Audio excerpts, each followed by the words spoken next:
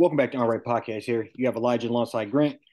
We're gonna hop into a little bit of Detroit Lions. Obviously, NFL season never fully stops. We are in obviously week or two before the Super Bowl. Playoffs are kind of gearing to wrap up here. A lot of draft stuff happening, a lot of players, highlight tapes coming out and mock drafts. So, we're gonna kind of live in that world as well. A lot of draft capital this upcoming draft, and we're gonna focus on kind of the key players that we need throughout the team to kind of get us to that next step, get us into the playoffs, get us a playoff victory. So, Yeah, I don't know if you want to start off first, but I know we both agree it's on the defensive side of the ball. We should load up, front to back. So, yeah, kind of, you know, what positions on defense? I know we singled out one for this particular podcast, but in general, what do you think the highest need would be? yeah. And I think overall, definitely want to give Campbell or not Campbell, Brad Holmes, a lot of credit. Had about six, seven guys drafted last year. I think they all saw the field in some capacity. Shows we were able to hit on, some of them, a few of them ended up being starters. Two of them ended up being on the, all rookie defensive team. So we're in a good spot. We at least have like a couple potential cornerstones, that we can take it the next year, build up they can, off season, get right, get more comfortable with the defense and everything and hit the ground running next year. I think this year, we still got to make a lot of upgrades. I looked at the depth chart as far as D line. I think they're starting to fill out, quite a bit. But I will say, I think personally, you look at a lot of the teams that were in the playoffs and just how stout some of the defensive lines are. I still think we got to add a little more juice there, for sure. I think especially like D line, just more like the interior. We had quite a hard time stopping the run throughout the year, so I do feel like that's a need. And then also, I don't care who's back there. Deion Sanders back there at corner. In today's NFL, you can't cover any. People they're gonna be open Right, three, right. 4, 5 seconds Yeah. based on the offense. So like, I think me personally, that's where we just need to focus our attention at least on these first couple picks in the first round. Obviously, you want to as the combine starts to come up and everything, and we start to get these guys numbers and all the cool, pretty shit that everybody likes to drool over. That'll give us more of an idea of where some of these players will fall and where they'll be available or unavailable at what number or what whatever draft pick. But I do think D line that's like top priority, at least in my opinion. Yeah, no, I would second that. I would second that as far as that is how you continue to set the tone.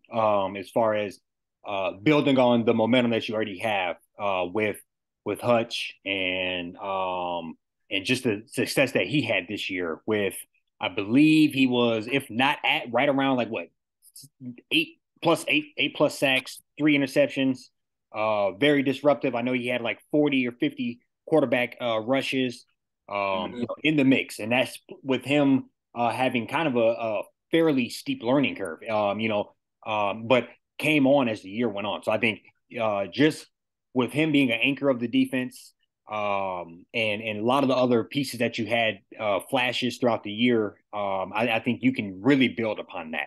And I agree with you. That starts, I think, with continuing to build that defensive line. You throw another stud in there, and you're quickly, let's say, the heavens gates open, and Jalen Carter falls to us at 6.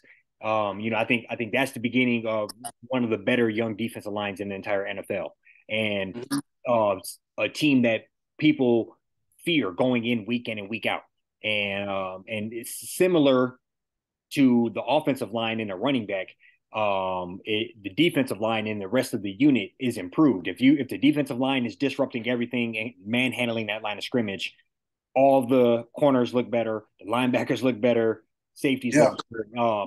Very similar to if you have an offensive line that's just manhandling the defensive opponents. The running backs that are maybe average now are Pro Bowlers. The quarterbacks that may be average are now Pro Bowlers. All Jared Goff, Jamal Williams with one of the better offensive lines that in the whole NFL. So I think you mimic that on the defensive side of the ball. But I know this time around in particular, we're focusing on another big spot of the defense, and I think that would be cornerback. Yep. And We're going to go systematically player by player. So we defensive line is one of the top of that list, probably the top of the list. Second, in my Mm-hmm. opinion, would be cornerback. And depending on how the dice fall, maybe a linebacker. But I'd say I don't know if any for what we're looking at. I think it might be a stretch to take any of these guys at six. With that sixth pick, the Rams pick that we happen to have.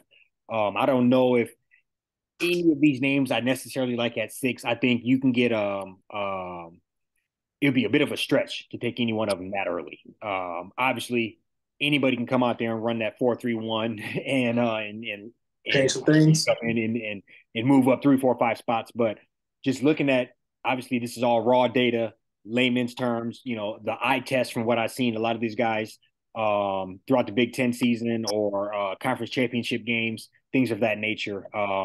With the eye test, there's a couple of guys that I think we can key in the first round, second round, and later rounds. Yeah, so I don't know if you want to start first, but I have about seven dudes I think we could try to target in various rounds. Yeah. Be a real difference maker, and obviously this is first variation. We'll kind of change as information comes in, change as we continue to learn about players and things of that nature. But I think a lot of these guys, regardless of where they ultimately go, will be playmakers in the NFL for years to come. Yeah. Yeah. No, I'll let you start off. I just want to piggyback and just, kind of say too, I feel like just with these corners, you watching Aaron Glenn, how he was trying to play defense, kind of start the year off. You saw a lot of like cover zero to where we was sending the house and had like our corners, in a lot of like press man situations where they, were losing quite a bit, unfortunately. And then as the year went on, he was able to dial it back a little bit and, be a little more conservative on the side of things. But I think, what's going to be important about with some of these corners is, finding guys that can literally sit on a man and, maybe travel a little bit or, goal is to essentially be able to lock down a certain, like a third of the field to make it to where, you got the defense almost playing, they right hand dominant, or offense, got to play like left handed, kind of take them away from what they want to be able to do.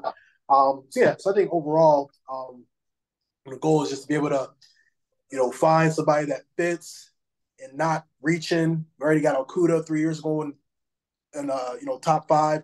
My opinion, I don't love that's almost like us getting a receiver, 2-3 years in a row back in the day. We keep going to the well, something's not working there. I think we gotta be a little more strategic on how we're, building this team out. So yeah, that being said, I'll give you the floor to, talk through some of your people that you like.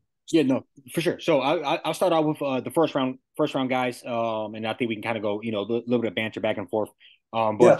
I think I would imagine we both have this guy at the top of our list, a Big Ten guy. If you spend any time on Twitter, or football Twitter, you'll see the name, hear about him, and that would be Witherspoon from Illinois. We were talking about him last night, looking at the stats. And I think this is another, like I said, somebody that you would want to target with that 18th pick. With the momentum I think he has as a player, and depending on how his combine goes, somebody might fall in love with him and take him before the 18th pick. That's being honest. And obviously, we would have to figure out. We moved up in the draft last year, but we would have to figure out whether that's something we want to do. Circle back and try to move up if we do fall in love with him. But I think he might be a guy that a player falls in love with, or a team falls in love with. But still some of the stats that you sent last night, but a lot of 22 catches the whole entire year throughout playing in the Big Ten.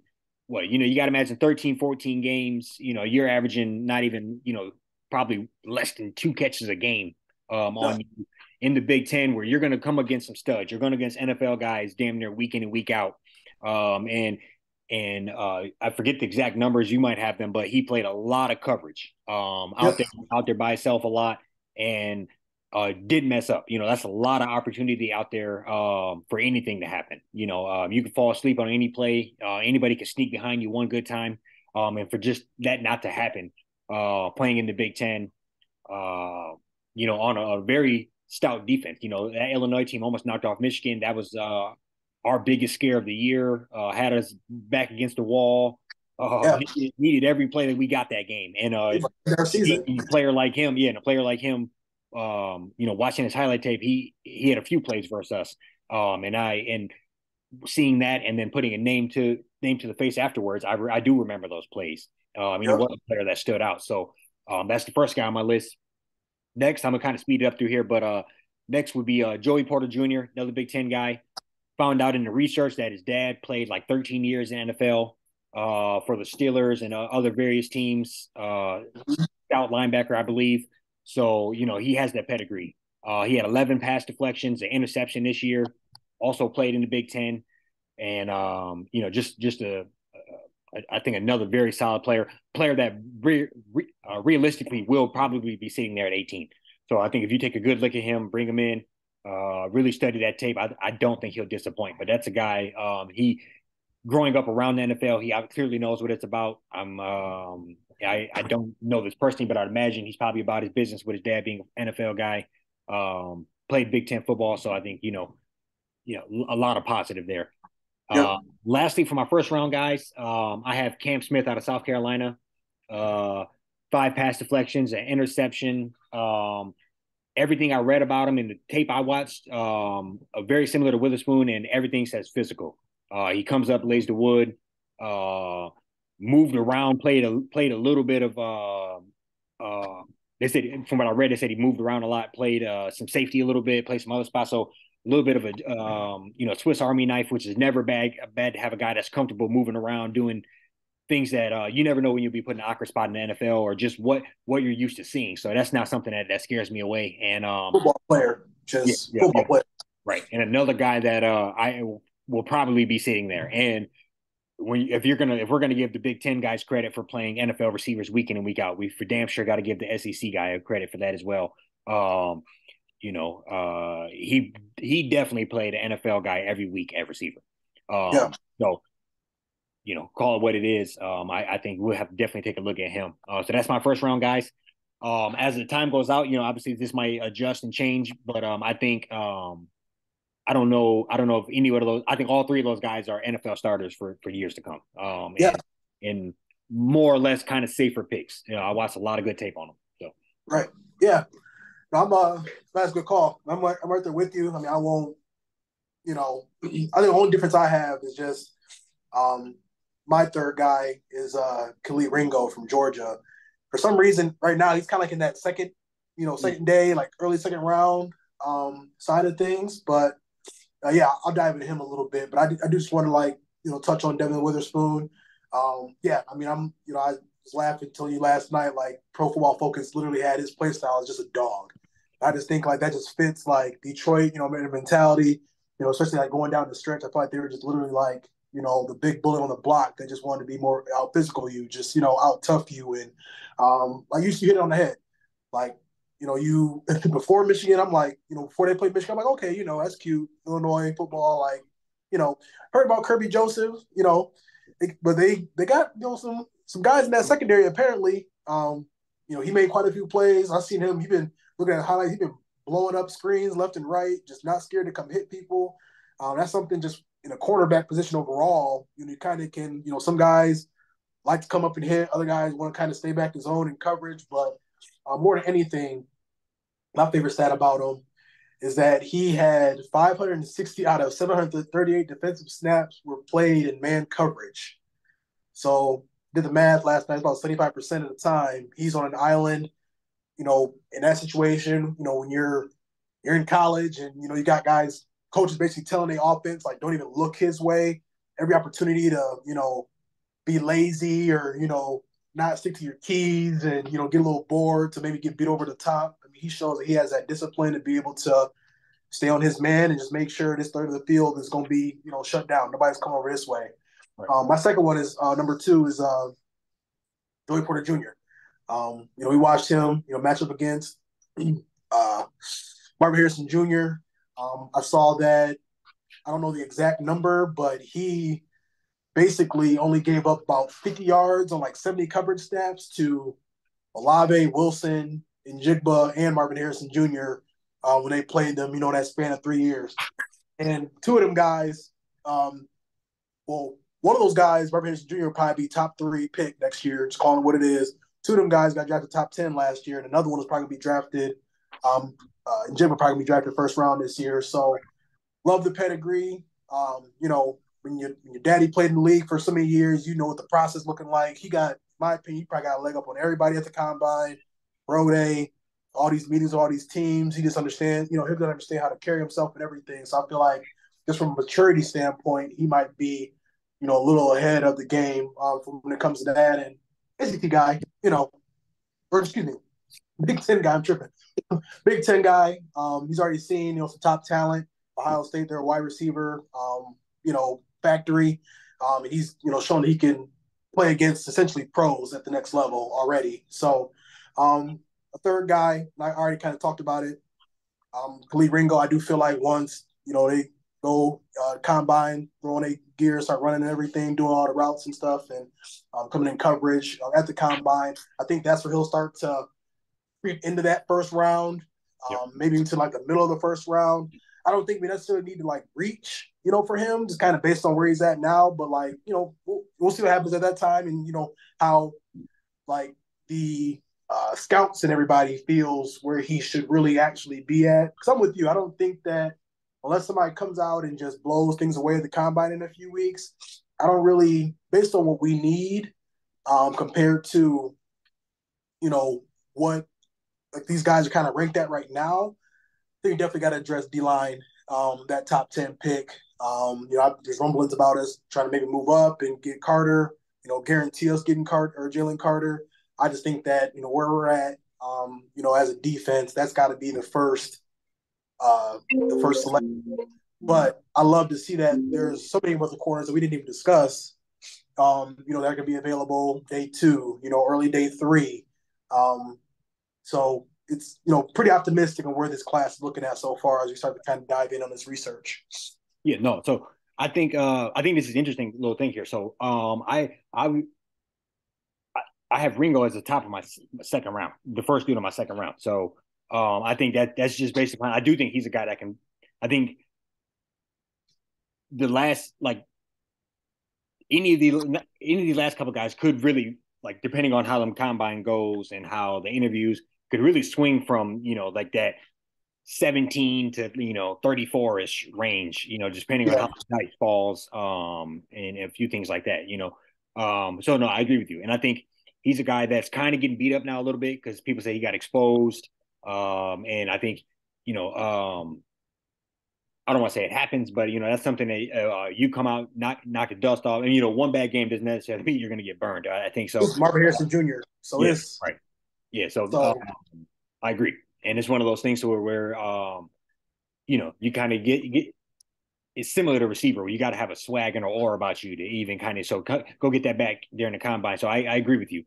He's right in that mix for me as well. I think he's good. I think he's a good player. So I agree. I don't know if you want to go first. So for the second round guys, but I just want to say that Ringo was on top of my list for that second round. So I think we're right on par with that.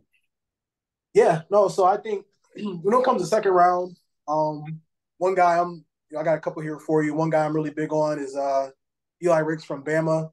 He's got a little bit of injury issues. That's probably why he's like early day 2. He was a 5-star when he first came out. He actually ended up going to LSU as a freshman and then ended up transferring to Bama as a junior, which is kind of crazy. I didn't even know that. Yeah. So when he was at Bama, he was a little banged up his sophomore year. He was on 224 coverage snaps, and he only gave up 77 yards or 19 targets, 6 catches, and 77 yards. So that just shows me, he's one of them guys that just clamp down on people and, could be in a scenario where we just need like a third of that field is locked down to where, just make it easier on defense overall. Like they just know that they can't go this way, if this guy is over here. So I like him quite a bit. My next guy I like quite a bit is Emmanuel Forbes. We talked a little bit about him before we jumped on here. Ball hawk.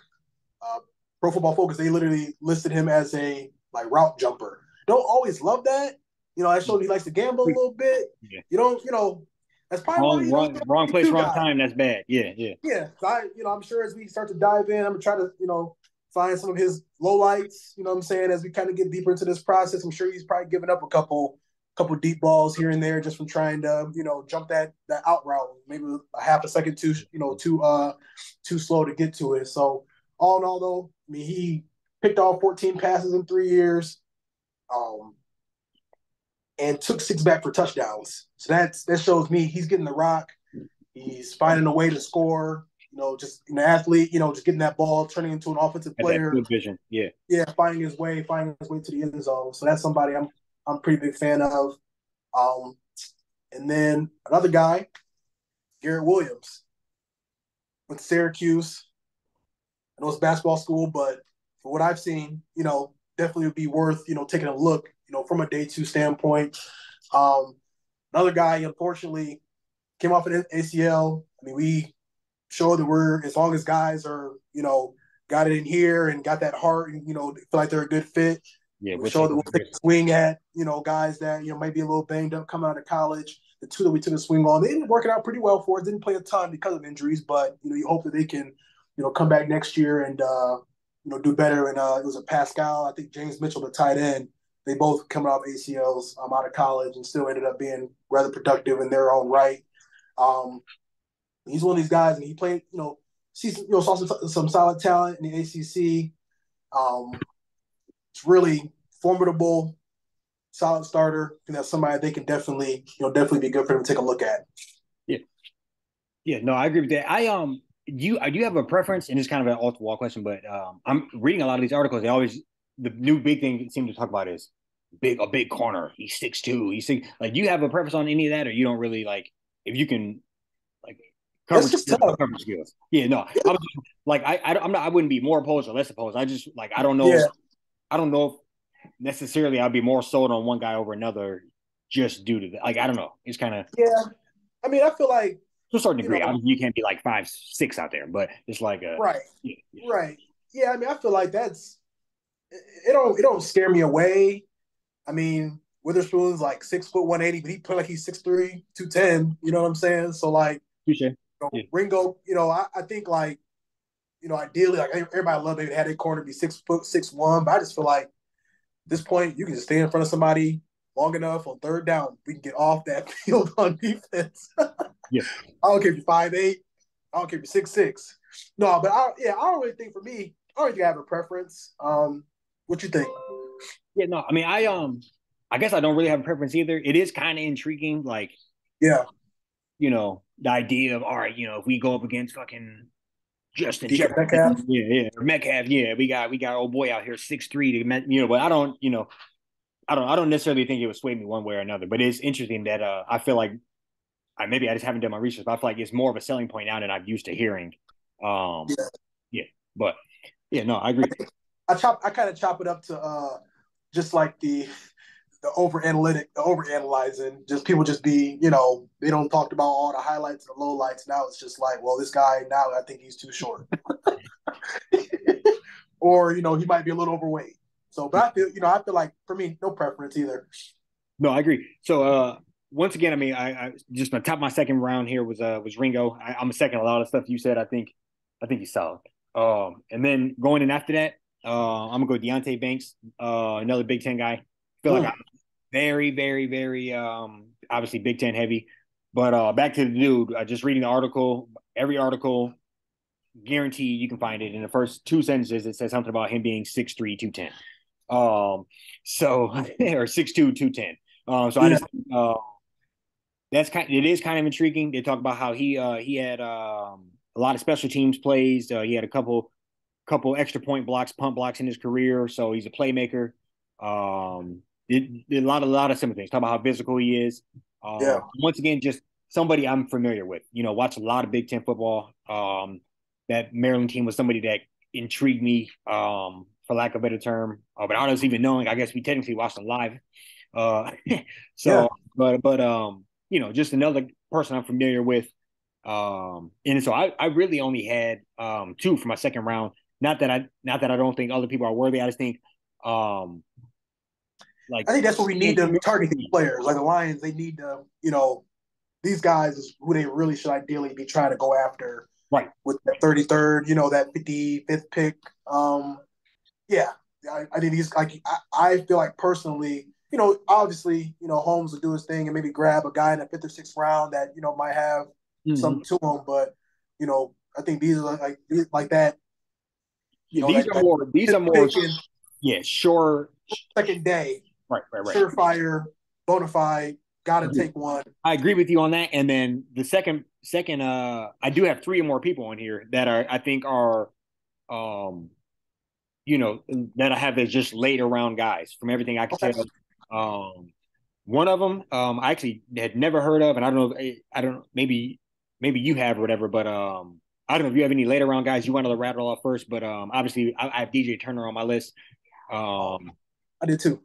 yeah. So I think obviously we're very familiar with him, and I think I'm safe to say they had him listed everywhere I read, like third, fourth, fifth round. I think that dude is an NFL guy. Yeah. He, he's good. Speed. I think he comes back another year. He's probably moving on up to some of these other conversations that we're having with some of these other guys. So Yeah.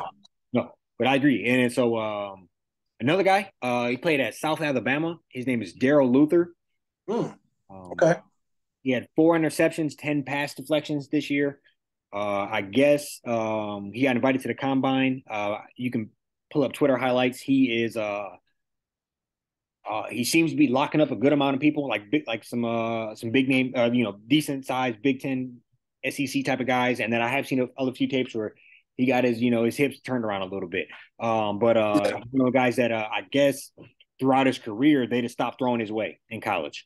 So his stats would be through the roof if he was getting more action. So I guess that 4 interceptions and 10 pass deflections is on very limited action towards him.